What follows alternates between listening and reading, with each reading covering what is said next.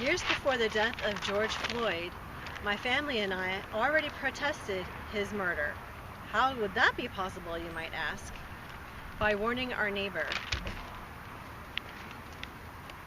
"Thou shalt not kill."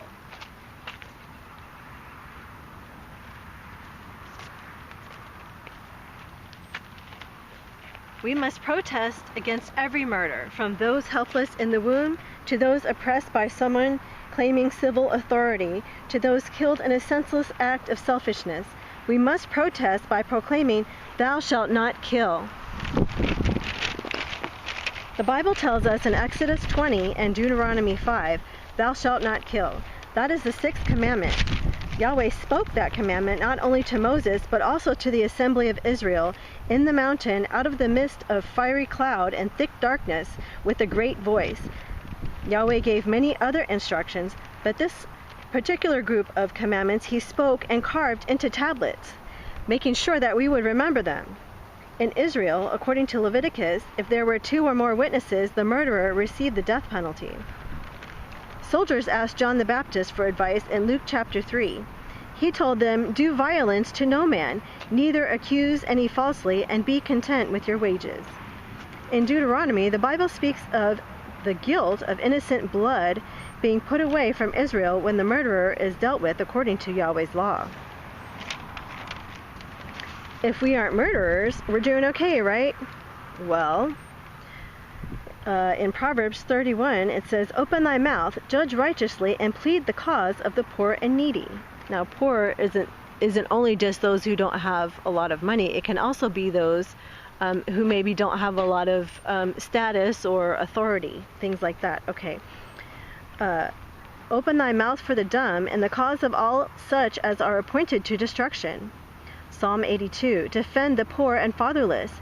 Do justice to the afflicted and needy. Deliver the poor and needy. Rid them out of the hand of the wicked."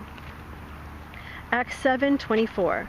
Speaking of Moses, "And seeing one of them suffer wrong, he defended him and avenged him that was oppressed and smote the Egyptian."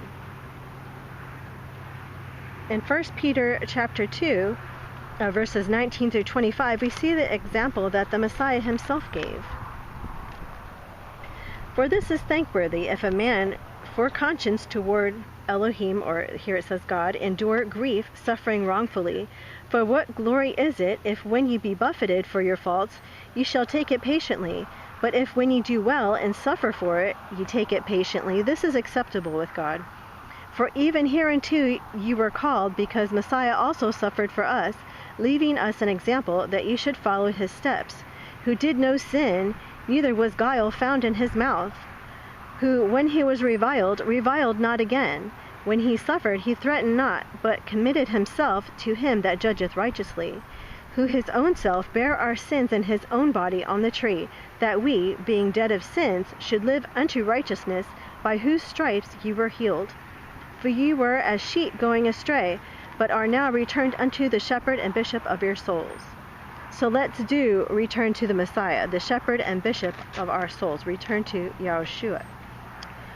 You might call him Jesus. He said to love Yahweh the Father with all of our heart, mind, soul, and strength, and to love our neighbor as ourselves. Humble yourself and ask him for the strength to do that.